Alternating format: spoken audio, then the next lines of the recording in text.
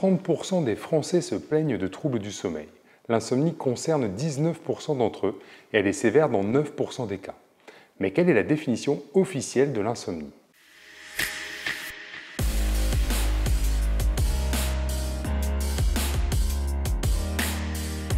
Bonjour et bienvenue sur la chaîne YouTube de Charles.co.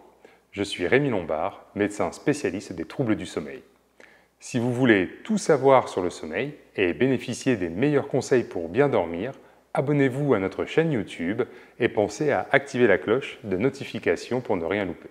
Nous sommes aussi sur Instagram, @charles.co, et vous pouvez bien sûr téléconsulter un de nos spécialistes sur la plateforme charles.co.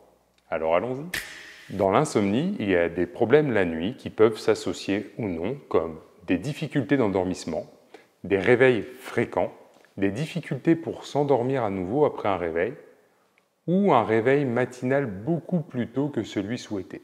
Il y a également une possible mauvaise qualité de sommeil. Dans l'insomnie, il y a également des difficultés la journée, comme une fatigue, un manque d'énergie ou un mal-être, des troubles de l'attention, de la concentration ou de la mémoire, une perturbation de l'humeur ou de l'irritabilité, une somnolence, une moins bonne vie sociale, familiale ou professionnelle, une diminution de la motivation, de l'énergie et des initiatives, une plus grande facilité à faire des erreurs ou à avoir des accidents, des préoccupations, des insatisfactions par rapport au sommeil importants. Enfin, toujours dans la définition officielle, les experts considèrent qu'une mauvaise qualité de sommeil ou une insomnie deviennent problématiques si cela survient au moins 3 fois par semaine depuis plus de 3 mois. Par contre, si votre sommeil est court ou entrecoupé, mais que vous êtes en forme la journée, vous n'êtes pas insomniaque, vous êtes seulement un petit dormeur, et ça n'est pas un problème. Alors pour rester très scientifique, la Haute Autorité de Santé recommande la thérapie cognitivo-comportementale dans l'insomnie chronique, et elle ne recommande pas les somnifères au long cours. Alors qu'est-ce qu'une thérapie cognitivo-comportementale, que l'on appelle également TCC ? Eh bien, cette thérapie a pour but de proposer de bonnes habitudes de sommeil, de réduire le stress avant le coucher, de corriger les conceptions erronées par rapport au sommeil et aux conséquences de l'insomnie.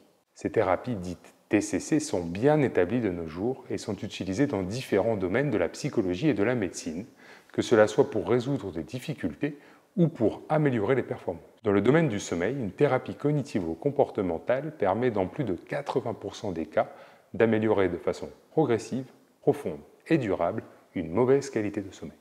Avant de partir, n'oubliez pas de vous abonner et d'activer la cloche de notification pour ne plus louper nos prochaines vidéos.